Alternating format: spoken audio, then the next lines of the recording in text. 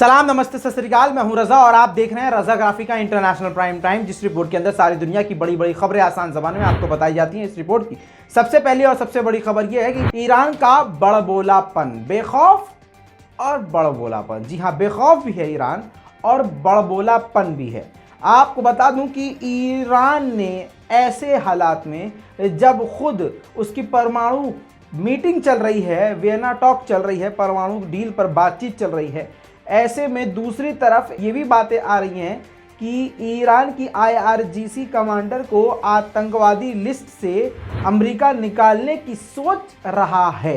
अभी ये कशमकश चल रही है। इसी बीच में ईरान के जनरल सीनियर कमांडर ने ऐसा बड़बोला और भड़काऊ, जिसे कहेंगे, बयान दे दिया कि अमेरिका को ये बर्दाश्त नहीं हो पाएगा। सबसे पहले आपको बता रहा हूँ हुआ क्या। इजराइल की रिपोर्ट में पूरी खबर आ चुकी है, पूरी दुनिया में ये खबर आग की तरफ फैल चुकी है, जिससे ईरान को नुकसान हो सकता है।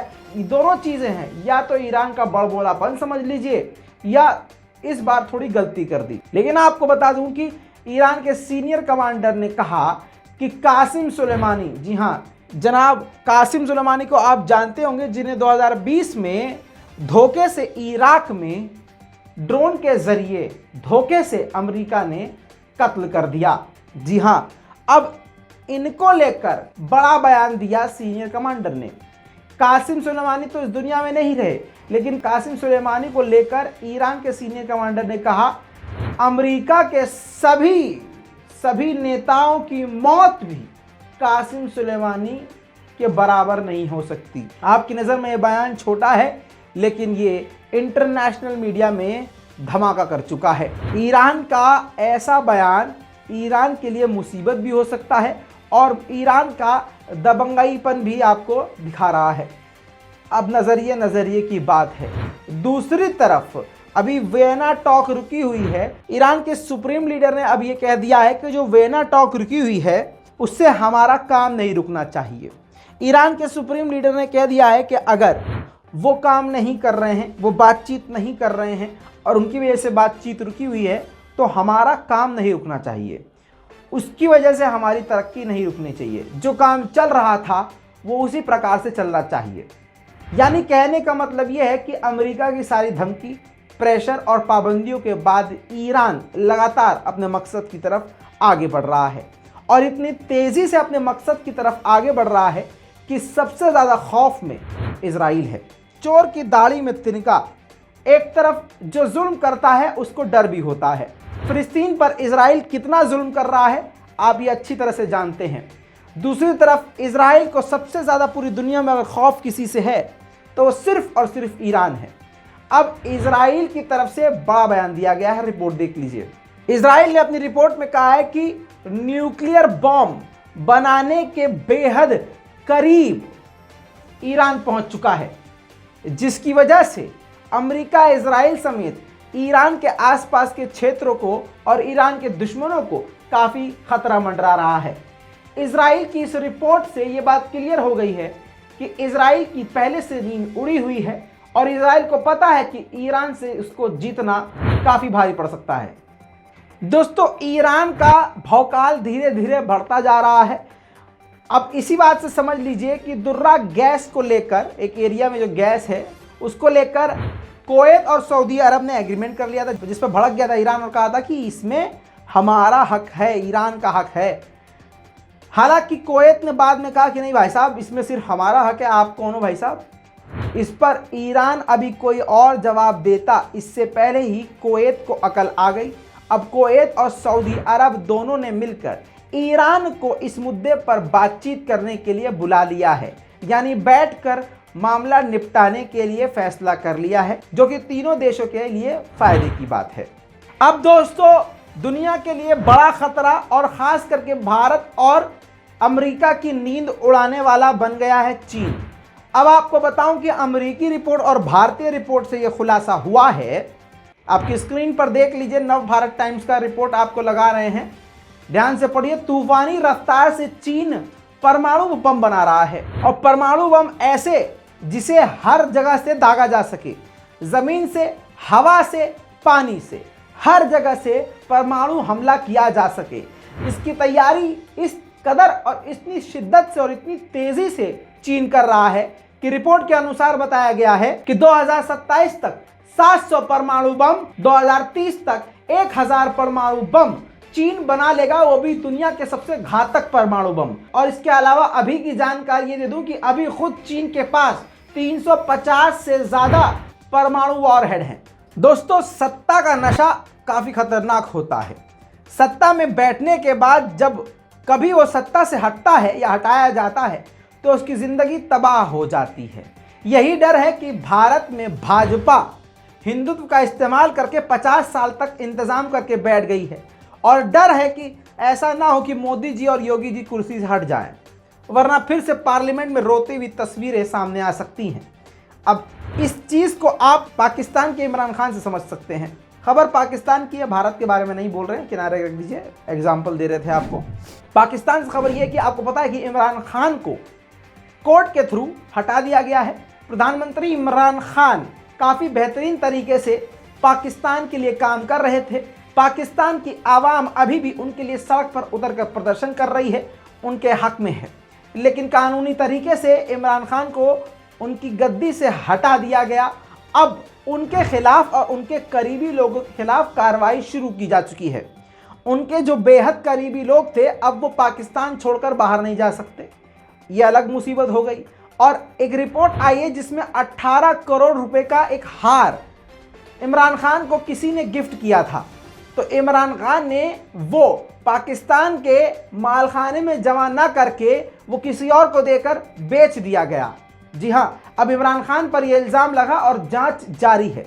अगर यही सब इसी तरह की बातें सामने निकल के आती हैं और साबित हो जाती हैं तो इमरान खान के लिए बड़ी मुसीबत खड़ी हो सकती है। बात पाकिस्तान की हो रही है दोस्तों, तो आपको बता दूं कि कई दिनों बाद, भले ही कई दिनों बाद, लेकिन पाकिस्तान के नए प्रधानमंत्री शहबाज शरीफ को सऊदी अरब के क्राउन प्रिंस ने भी कांग्रेचुलेट कर दिया है। कहा यह जा रहा है कि शहबाज शरीफ की सरकार अमेरिका के इशारे पे बनी है, और इसमें मतलब ऐसा भी नहीं है कि ये नामुमकिन है, अमेरिका है कुछ भी कर सकता है, पाकिस्तान में तो उसकी चलती ही है। खैर, अब आपको बड़ी बात बता दूं कि शहबाज शरीफ को रूस ने भी कांग्रेचुलेट कर दिया है, जो कि रूस की एम्बेसी पाकिस्तान में है, उसकी तरफ से मुबारकबाद देते हुए कहा है कि अब रूस और पाकिस्तान के बीच में और बड़ी डील्स होंगी, मिलकर और काम होंगे, दोस्ती और गहरी होगी। लेकिन दूसरी तरफ मजाक भी उड़ाया जा रहा है दुनिया के द्वारा और खुद पाकिस्तानियों के द्वारा, क्योंकि कहा यह जा रहा है कि रूस और अमेरिका आपस में भिड़े हुए हैं।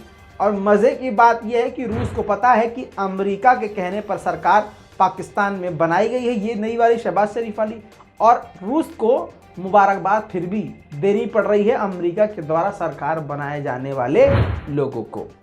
दोस्तों, अब बात करेंगे अमेरिका की। अमेरिका में 10 दिन में फिर से दूसरी और तीसरी मर्तबा सिख समुदाय पर, भारतीय सिख समुदाय पर, सिखों पर हमला हुआ। इस हमले में एक संदिग्ध को गिरफ्तार कर लिया गया है। वीडियो आपके सामने।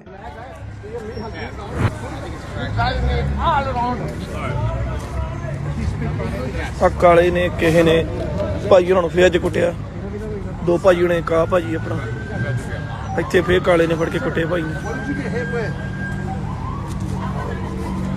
New York, Richmond.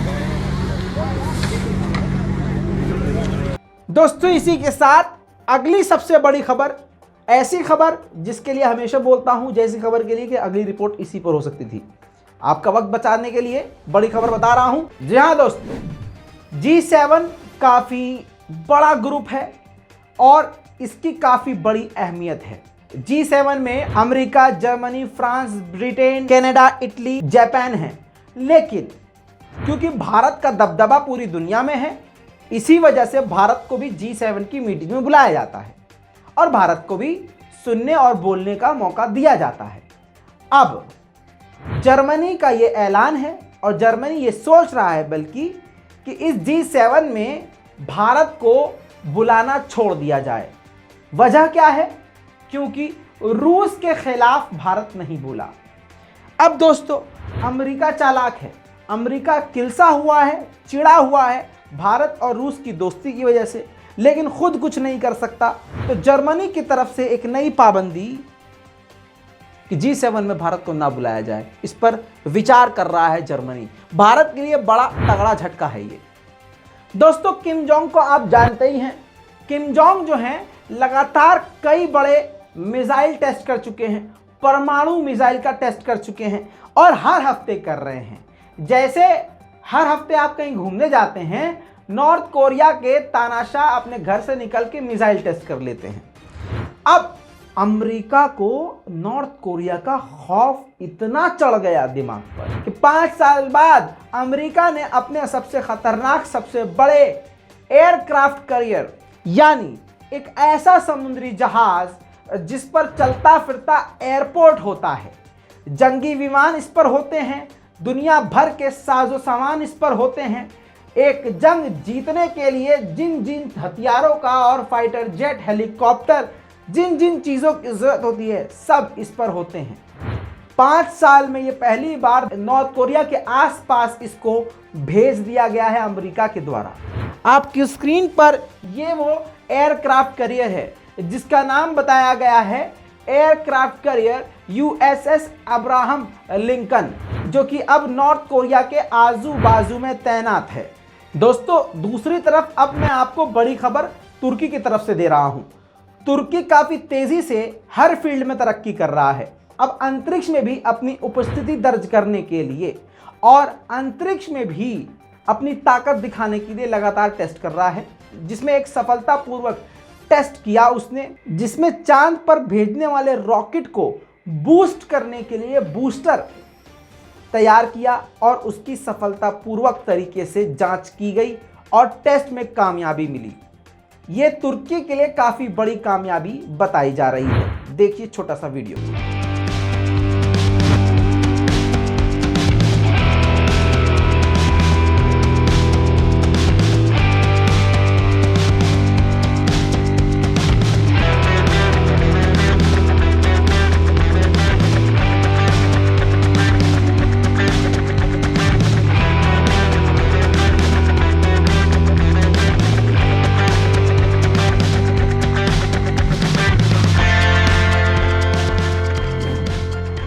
यूक्रेन और रूस की जंग के दौरान कई सारी माइंस खसक के ब्लैक सी के अंदर आ चुकी हैं।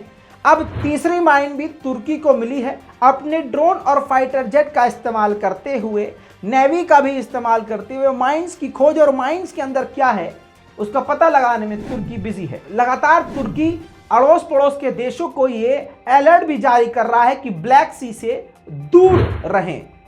दोस्तों, एक बार फिर से तुर्की ने इंटरनेशनल लेवल पर आलोचना झेलने के बाद, या कहिए रजाग्राफी के डर के बाद जोक सपाट, तुर्की ने इंटरनेशनल प्रेशर के बाद तुर्की के विदेश मंत्री ने काफी ज्यादा एक बार फिर से पलटी मारते हुए इजराइल की आलोचना कर डाली है।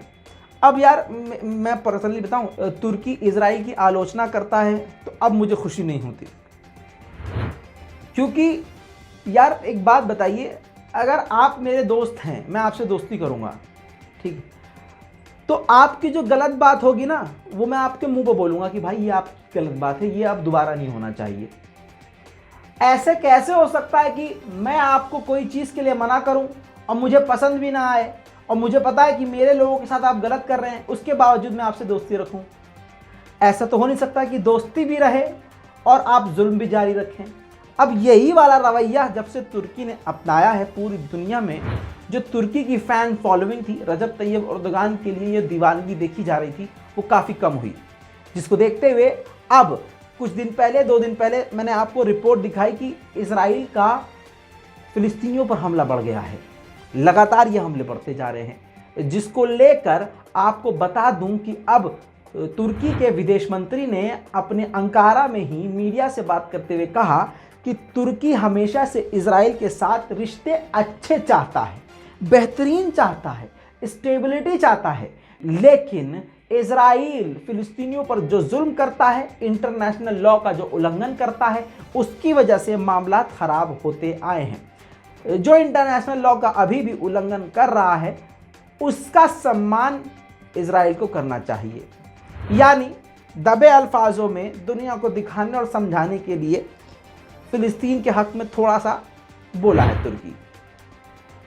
फिनलैंड ने कहा है कि हम बहुत केयरफुली इस बात पर सोच रहे हैं कि हमें नेटो में शामिल होना है या नहीं। हम अपनी पार्लियामेंट में इस बात का जिक्र करेंगे और चर्चा करेंगे। स्वीडन ने कह दिया है कि जून के आखिर तक, जी हाँ, दूसरी तरफ स्वीडन भी कह रहा है, स्वीडन अलग है भाई साहब, इससे पहले खबर अलग थी। स्वीडन ने भी कह दिया है कि नेटो में हम जून के आखिर तक शामिल हो सकते हैं। दुनिया में एक बार फिर से कोरोना का खतरा बढ़ता जा रहा है। चीन की हालत देख के सारी दुनिया फिर से सदमे में आ गई है। चीन ने हालांकि पूरी तैयारी कर ली है। आपको बता दूं कि चीन में नए नए कोरोना के वेरिएंट पाए गए हैं, जिससे बचने के लिए पहले से लॉकडाउन लगा दिया गया है। अब आपकी स्क्रीन पर देखिए खौफनाक वीडियो, जो कि ड्रोन वीडियो मैं आपको दिखा रहा हूं। ये चीन का एक ऐसा इलाका है जो मैदान का इलाका था, खाली इलाका था, वहां पर क्वारंटाइन प्लेस बना दिया गया है। उस जगह को करोड़ों लोगों के लिए क्वारंटाइन एरिया बना दिया गया है। ये काफ़ी खौफनाक तस्वीर है और आगे आने वाले समय को दर्शा रहा है कि काफ़ी खतरनाक चीन के लिए हो सकता है, साथ ही दुनिया के लिए भी। एक बड़ी रिपोर्ट के मुताबिक बता दूं कि चीन और रूस के बीच में दोस्ती गहरी हुई है और आपको बता दूं कि चीन ने रूस के साथ 12% पिछले साल से अब तक 12% अपना ट्रेड बढ़ा दिया है, जो कि अमेरिका को चुभ रहा है। दूसरी तरफ आप जानते हैं आर्मीनिया अजरबैजान के बीच में शांति समझौता हुआ, लेकिन इस बार फिर से सीज फायर का उल्लंघन हुआ। लेकिन इस बार आर्मीनिया ने नहीं, अजरबैजान ने उल्लंघन किया। अजरबैजान के सैनिक ने आर्मीनिया के सैनिक को गोली मारी, जिसके बाद बड़ा बवाल होने वाला था। रूस की सेना ने इसको सुलझा दिया। अब ये रूस की तरफ से बयान आया है कि ये जो सीज फायर का उल्लंघन हुआ, ये अजरबैजान ने किया, आर्मीनिया की इस बार कोई गलती नहीं थी। अब दोस्तों मैक्सिको से आपको बड़ी खबर बता रहा हूं, आपकी स्क्रीन पर देखिए।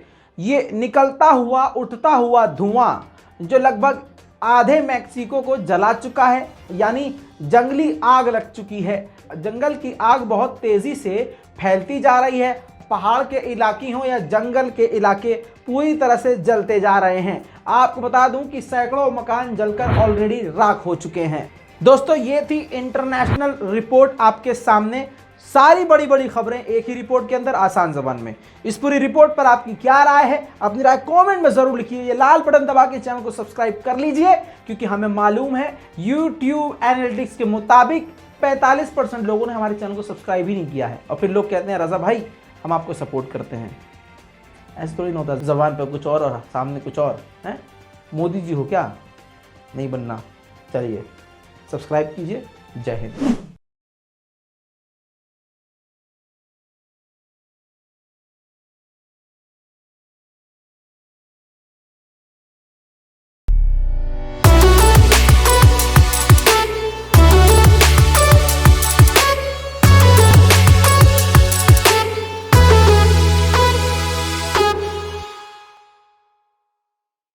तो दोस्तों ये हैं वो लोग जिन्होंने बहुत हमारी मदद करी है, और इन सभी का तहे दिल से शुक्रिया। और आपसे उम्मीद है कि इसी तरह से आप अपनी दुआओं में और अपने साथ में हमें याद रखेंगे।